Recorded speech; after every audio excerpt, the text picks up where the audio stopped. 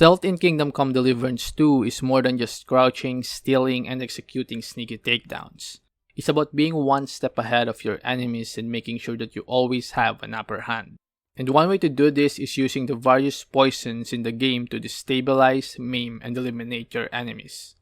This is why understanding the different effects of different poisons is integral for anyone who's doing a stealth build in KCD2. And even when you're not building a stealthy Henry, poison can still help you in some way.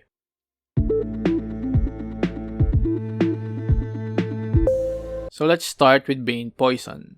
The description for Bane Poison is that this poison makes running impossible and reduces health by 110 in 45 seconds.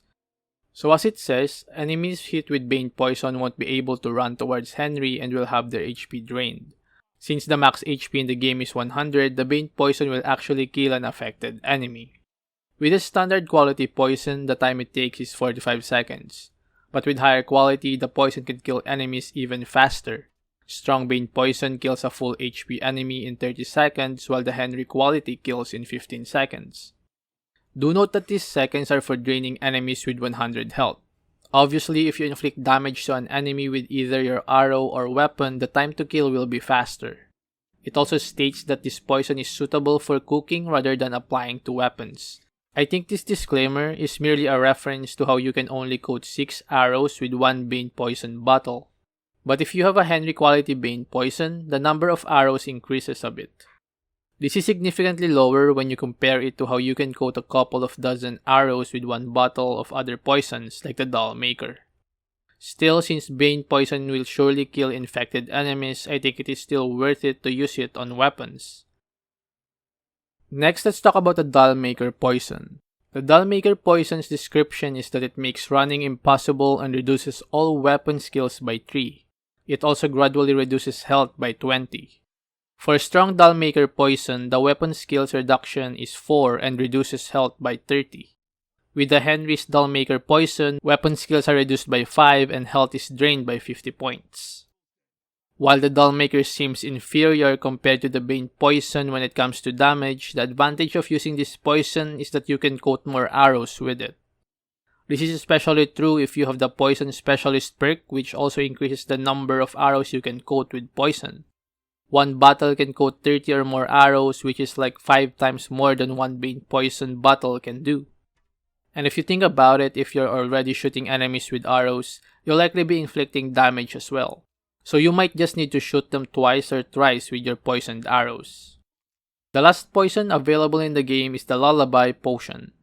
The Lullaby Potion's description is that it reduces energy to 0 and decreases perception. It also reduces stamina and stamina regeneration by 10% for a quarter of a day. Strong Lullaby Potion reduces stamina and stamina regeneration by 30% for half a day, while Henry's Lullaby Potion decreases stamina and stamina regeneration by 50% for a whole day. Now, of all the potions in the game, the Lullaby Potion might be the most underwhelming considering the alternatives. Its effect of reducing energy to 0 seems to be negligible, except of course its effect on enemy stamina and combat ability. The reduction of stamina and stamina regeneration does make it easier to defeat enemies since they will have a harder time defending your attacks. You will likely be able to overpower them. I guess if you're playing a pacifist or just an unarmed build, you can start combat by shooting enemies with a Lullaby Potion arrow to make it easier to fight them. But outside of that, the use of this potion is limited. I even had the idea of using the potion to make shop owners feel sleepy and so maybe they will start sleeping during daytime, leaving their store unguarded. However, after some testing with the Truskovitz tailor, the Lullaby Potion seemed to have no effect on them. I even confirmed if they consumed the food by testing it with the Bane Poison, which quickly worked.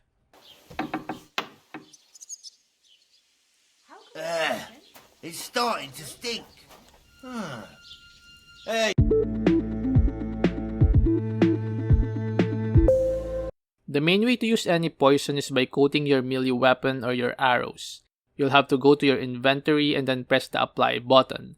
This will lead to a screen where you will choose where you'll apply the poison. Once applied, you now can infect enemies with poison by hitting them. Do note that for the poison to take effect, your weapon or arrow needs to make contact with the enemy's skin. meaning that if they are wearing full armor, there is a chance that your slashes, stabs, or arrows won't apply the poison. You're gonna have to hit the enemy more until you make contact. For melee weapons, the best way to do this is by executing combos. Once you hear the sound effect that confirms a direct hit, that means the poison should be in effect too. Of course, it won't work 100% of the time. For arrows, simply observe your enemy. Both Bane and Dollmaker Poisons prevent enemies from running. So if they are running towards you, then it's likely that the arrow didn't penetrate through the armor. Try shooting again until they stop running. Another way to use poisons is by pouring them in alcohol barrels or food pots. For this though, the best one to use is Bane Poison since it fully kills enemies. So you can poison a pot or barrel and then just wait for a few hours. Eventually every enemy who ate from the source will die. This is very useful for clearing out bandit camps or when you just want to cause mayhem in town. Of course, for bandit camps, you'd want to do it at night when most enemies are asleep and no one is around their food pots or wine barrels. Important note though, dead bodies tend to disappear when you use the wait mechanic. So to make sure you don't miss any dead bodies, best to check the area first before you wait again for another couple of hours. If there is a body, see if you can loot them without being seen. Then just wait again for the others to die of poison. From my experiments with poisoning pots, NPCs can die at different times. This is likely dependent on whether they ate from the poison pot already. So what you can do, I guess, is that after poisoning pots, wait until the time that NPCs tend to eat. So this may be around 7 AM in the morning for their breakfast, around noon, or sometime before they sleep.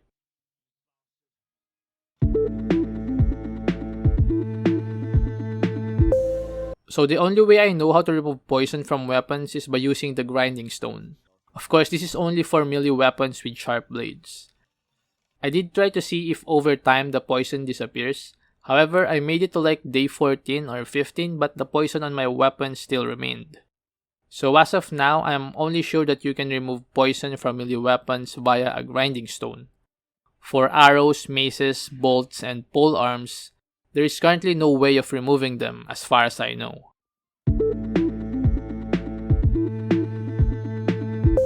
To get yourself some poisons, the easiest way is to go find an alchemist or apothecary and buy from them.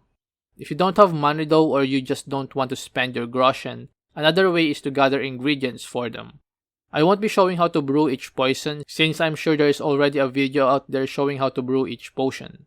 I'll just show the ingredients and steps for a brief moment for anyone wondering.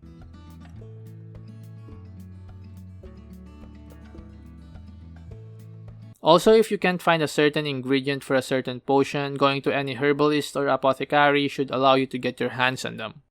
Additionally, if you're in Kuttenberg region, going to Rabstein Mill ruins and eliminating the alchemists and bandits there should allow you to loot a lot of useful poisons.